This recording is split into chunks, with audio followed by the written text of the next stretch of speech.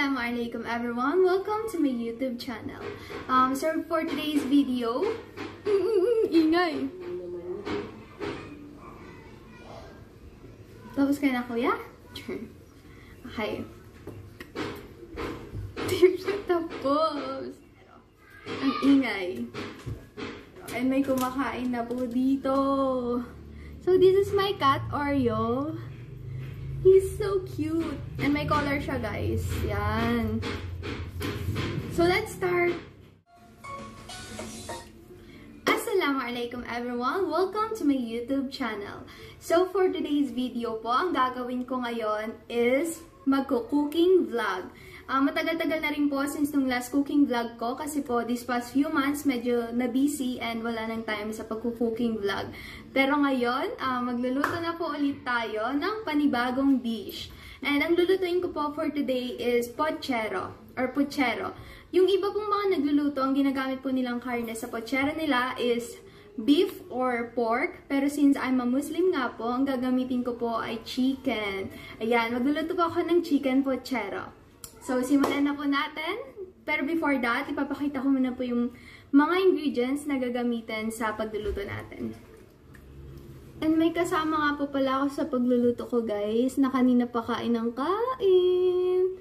Yan. So, this is my cat po, Oreo. And he's so cute. He's a black cat.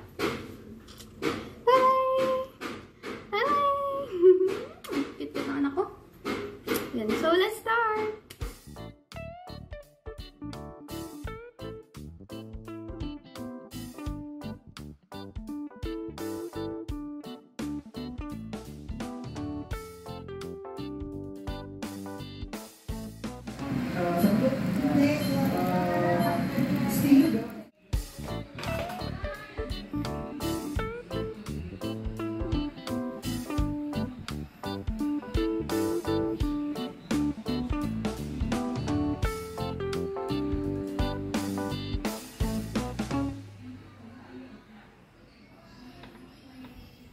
Po muna natin gagawin is ipiprito muna po natin yung saging na saba. So, ayan, maglalagay na po tayo ng mantika kasi mainit na po yung kawali. So, ayan guys, medyo mainit na po siya. So, ilalagay na po natin yung saging na saba.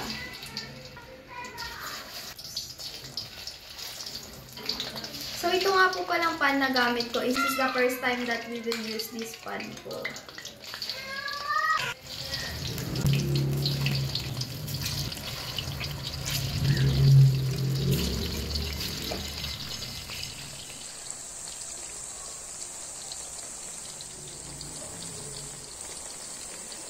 So, ayun guys, upo muna po ako habang hinihintay ko po yung pinipritong saba. And as you can see po, iba na po yung background ko. Wait lang. Yarn! Mas better! It is much better! Char. So, as you can see po guys, iba na po yung background ko. Ayan. And it means po, naglipat na po kami ng tirahang bahay. Ayan. Dahil hindi na po kasi kaya ng mother ko and ng kapatid ko na magpaakyat panaog doon sa Tabakuhan dahil nga po sa bundok kami nakatira. So, lumipat po kami ng bahay. Ito pong bahay, malapit po to sa bahay po ng ate ko, si Ate Mina. So, malapit na po kami kala Carl. Kaya, araw-araw na po nandito si Carl. Nandun po siya sa taas. Mamaya papakita ko. Carl! Come here! Sama ka sa vlog? Okay, tinawag ko na siya, guys. Tignan lang natin kung bababa dahil medyo busy siya sa paglalaro ng cellphone niya. Carl? Come here! Say hi to my vlog lang po. Hi ka lang sa vlog ko. Hi ka lang. Vlogay ni ate nuluto. Di ba sama ka sa akin, sabi mo? Okay, vlog kayo. Hi ka dito. Busy siya guys sa pagsi-cellphone. Hi guys! Hi guys! Anong ginagawa mo? Minecraft? Oh, upo ka here. Upo kayo ni ate. Okay. Okay. Okay. O, kwentuhan mo na kayo ni ate. ha? Card. Masaya ka ba lumipat kami dito? Malapit sa inyo? Yeah. Bakit? Gusto ko malapit. Ayoko malayo. Bakit? Ayaw mo na makit ng bundok? Bakit? Nakakapagod. Kapagod? Ba't gusto mo dito araw-araw tumambay? Mas gusto ko sa bundok, pero gusto ko dito. Mas gusto mo dito? Ba't lagi ka nandito araw-araw? Siyempre, maganda bahay. Tapos, ni nanay, ang ganda. Wow! Hair ni Nanay, ang ganda. So Hindi guys, naman, sabi mo kanina, pangit eh. so guys, kaya rin po pala siya laging nandito sa bahay kasi gusto niya lang maligo. Yun lang talaga pinupunta niya dito. Lakas ng shower. So ayun guys, kaya minsan kapag pupunta siya dito, kapag pagkapasok niya pa lang, Ate Ila, paliguan mo ko. Ganun agad, ang bungad. Sagot na, tabi kayo ni ate Ila mo. Ayaw niya nga tumabi. Dali, tabi ka kay ate Ila para kita ka. Yan. Love mo ba si Ila? Yeah. Bakit mo milab? Love kita. Yan, tingnan mo yung saging. Yan guys, sunog na yung saging. So, ayun guys, luto na po ang ating saba. And, hindi po natin siya kailangan lutong-luto kasi po, ilalagay naman po siya sa sabaw mamaya. Kaya, pwede na po natin itong i-ahon. Yan. Yummy! So, yun guys. I-set aside muna po natin itong saba. Ano ulam nanay? Puchero! So, ayun guys, next naman po natin na ipiprito is itong patatas.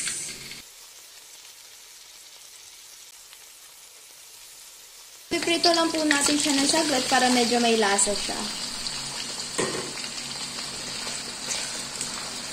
Ayun. Wait lang po natin ng mga ilang minutes and then iaahon na po natin siya mamaya. Ayun guys, pwede na po to. Ayun guys, pwede na po ito. Kaya pwede na natin siyang iahon. Baka mag-react pa yun. Puta! Puta!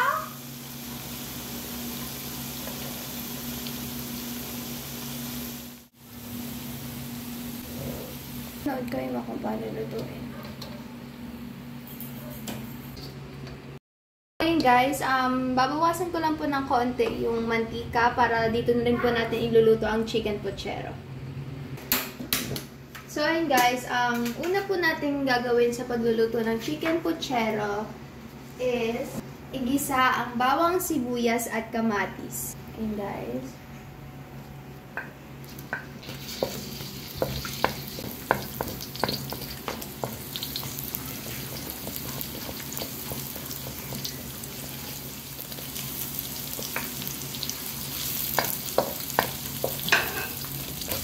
Igisa po muna natin itong bawang and sibuyas. And kapag na-golden brown na po yung bawang, pwede na po natin isunod ang kamatis.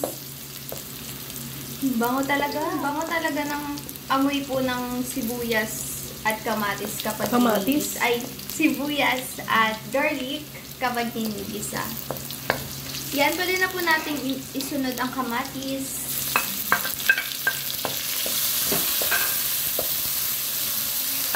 Haluin lang po natin siya ng haluin para hindi po masunog yung bawang. Ang ganda. Ang ganda. So, ayun nga po guys. Matagal-tagal na po akong hindi nakapag-cooking vlog kasi nga po na-busy po sa school. Maraming ginagawa. And minsan, gabi na rin po ako nakaka-uwi. Kaya wala na po talagang time sa pagko-cooking vlog. Kapag weekends naman po, ang gawaing bahay ang ginagawa ko or mga assignments. Kaya yun. Ngayon na lang po ulit talaga. So, kapag nagisa na pong mabuti itong bawang sibuyas at kamatis, maaari na po nating isunod ang manok. Chicken. Charot guys, karne pala ng chicken. Hindi chicken. Ayan. Yummy! So, ito pong, ouch! Isa't kalahating kilo po itong nilagay kong karne ng manok dahil marami po kaming kakain. Kaya, ayan. Haluin lang po natin para po sumama yung lasa ng bawang sibuyas kamatis sa manok. So, habang ginigisa po natin itong manok, pwede po tayo maglagay ng at least 2 kutsara ng patis para mas maging malasa po itong karne ng manok. Ayan. Haluin lang po natin ng haluin para magsama-sama po yung lasa nila. Nang sa gayoy ay mas masarap pa po itong ating niluluto. First time mo lang din luto tong puchero, no? Yes, sir! So, never din tayong nakakain pa nito. Actually, first time talaga namin makakakain ng chicken puchero or ng puchero. So, yun guys, ang nagsasalita po is ang aking Mudrakels. Yes. Pasingit. Pamela Muman. So, habang nakatalikod po si Aliyah, ayun, at parang pinapapak niya ang patatas. Tama ba yun? Nagbabawas ng patatas, oh. Ayun siya, oh. No. Gutom lang, guys. So, ayun guys, gutom na po si Carl. And ako gutom na rin, kaya kumakain ako ng pandesal. So, taba na. Taba mo sobra. Ay ba? Guys, hindi pa po ako naglalagay ng tubig dito, pero nakikita nyo naman po, marami na pong nailabas na tubig yung chicken. Alam ko po kung bakit ganito yung nangyari, pero hindi ko na po siya hihintayin mag-evaporate. Pwede na po nating ilagay yung tomato sauce. Original style po siya. Ayan. Isa lang muna po pala yung nilagay ko. Itong malaki muna kasi baka masobrahan siya pag nilagay ko pa yung isa pang maliit.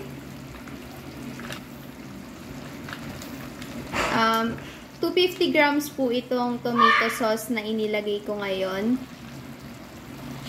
Kapag kulang siya, magdadagdag po ako ng 115 grams pamamaya.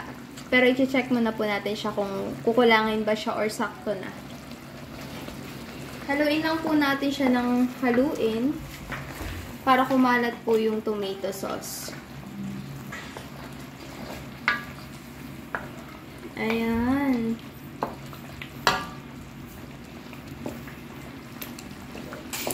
Hirap naman pang luto nitong ano na to. Kakagigil. Masyadong makapal. And ngayon guys, ang isusunod naman po natin na ilalagay doon sa iniluluto natin is itong baked beans. Sa mga iba pong nagluluto ng chicken pochero or mga pork pochero, beef pochero, ang nilalagay po nila is yung pork and beans. Pero dahil nga po Muslim tayo, baked beans lang po ang ilalagay natin and may tatak po itong halal. Kaya pwedeng-pwede natin gamitin ito. Yan, bubuksan na po natin siya guys. And then, ilalagay na natin siya sa ating nilulutong Manoworks. And yung iba nga po palang mga nagluluto ng pochero, ang nilalagay po nila is garban sauce. Hindi po yung baked beans. Pero ako po gagamitin ko po ang baked beans kasi po masarap po siyang ihalo sa ating pochero. Dahil iba-iba po tayo ng style sa pagluluto. Kaya ayun. Yan, ilalagay na po natin itong baked beans. And sa tingin ko guys, hindi na po ako maglalagay ulit ng tomato sauce kasi marami na po ang nailagay natin. Marami na po yung 250 grams na tomato sauce para sa isa't kalahating karne ng manok. Ayan. Taktakin. Siyempre. Wow, yummy! After po natin ilagay yung baked beans, isusunod naman na po natin ilagay ang water. Maglalagay po ako ng 3 cups of water. Ayan. Kung si Hazel Sheffy po ay may green na tabo, ako po ay may black na tabo. Yan. Don't worry guys, malinis po to. And ngayon lang po namin gagamitin tong tabo. And sinugarado rin po namin na talagang malinis po ito bago namin lagyan ng water. Yes, sigurado malinis yan kasi bago lang yan eh. Hindi pa yan nagagamit kahit saan. Haluin po natin ulit. Siyempre, hindi mawawala yun. Ba't ang dami? Ganito talaga kadami. Yes, may sabaw talaga ang puchero. Wow. Hayaan po natin siyang kumulo and then pwede na po nating ilagay. Guys, aalis na po si Carl and hindi niya na ako tinulungan sa pagluluto. Huwag ka muna alis. Ayaw mo tikman yung chicken pochero Kaya umaga ko namin? siya dito eh. Sarap yun. Black ba yun? Ano, red? Tara na. Ayoko rin. Gusto ko sa Jollibee. Lasang Jollibee yun. So, ayun guys, kumukulo na po siya and pwede na po natin siyang timplahan. Yan, paminta. Nasa inyo na po kung gaano karaming paminta ang gusto nyong ilagay at kung gaano karaming asin. Yan, tansya-tansya na lang po siya. Kasi first time ko lang din magluluto kaya hindi ko pa po alam kung ano yung measurement ng asin and paminta. Magluluto ng... Pochero! Baka sabihin nila, first time nila magluto ng Sorry! dish. So, ayan, kumukulo na siya. Haluin mo na to, Yang. Yan. Imekos-mekos mo na. Turo. Mekos-mekos mo na insan. Yummy! So, pwede mo nang isunod dyan yung yung patatas, yung beans. Pwede na po natin ilagay yung gulay and uunahin ko muna po yung mga patatas. Ayan. Next naman po is ang beans or Baguio beans. And hindi ko na po siya hiniwa. Pwede na po siyang ganyan yung itsura niya. And make sure po na malinis po ito before natin ilagay sa chicken pochero. Yan. Ingay ng aking pusa. May naiiwan pa. Yeah. Bakit? Oo, bakit?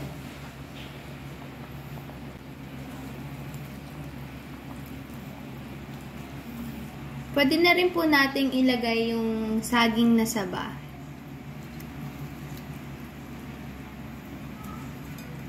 Yan.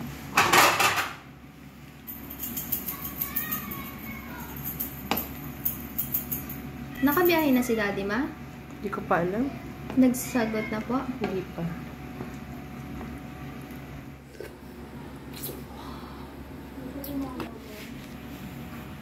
Pwede na po natin ngayon ilagay ang repolyo.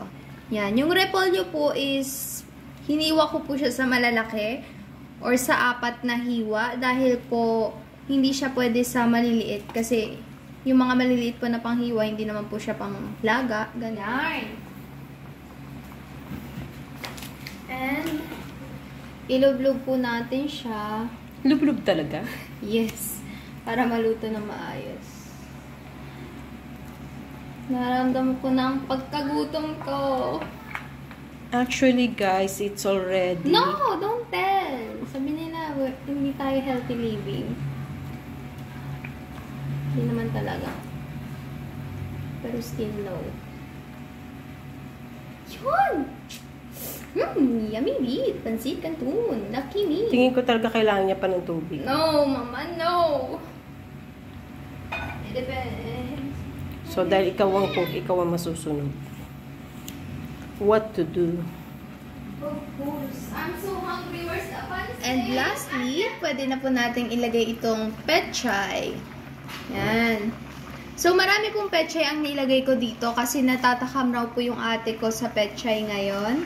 And gusto niya po ng maraming pechay. Pero nasa sa inyo rin po yan kung gaano karaming mga gulay ang gusto nyong ilagay sa inyong pochero. So, wala kaming pantakip ng nagkandabasagan yung mga takip namin dahil sa mga pusa. Mahuhusay ang mga anak ni Bigyan natin Aliyah. sa ate, Ma? Yeah. Sige, mamaya. Dala ka sa kanya.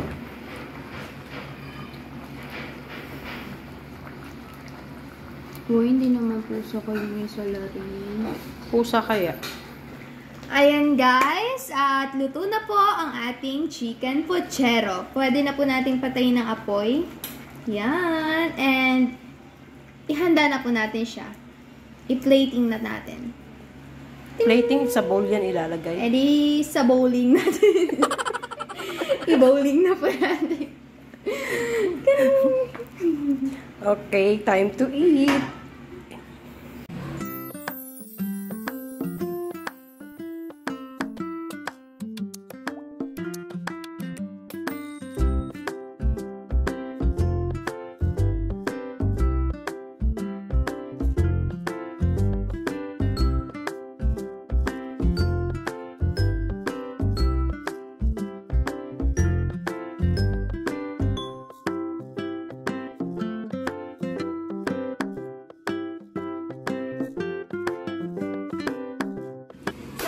Guys, luto na po ang ating chicken puchero.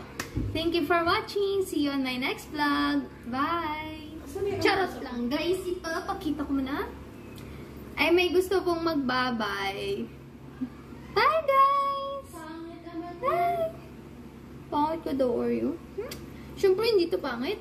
Hindi pangit anak ko. Kasi ay, nangalmot ang baby. Wala siya sa mood, guys, kasi gutom na rin siya. Bye-bye!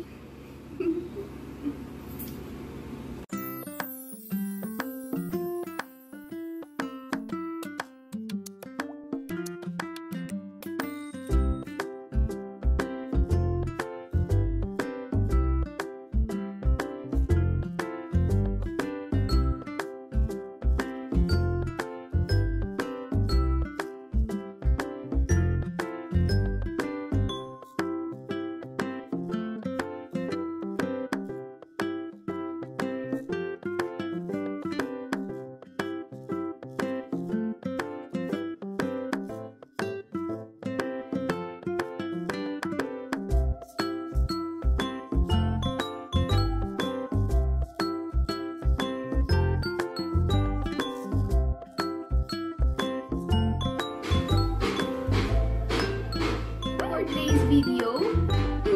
Ingay. Tapos ka na, kuya?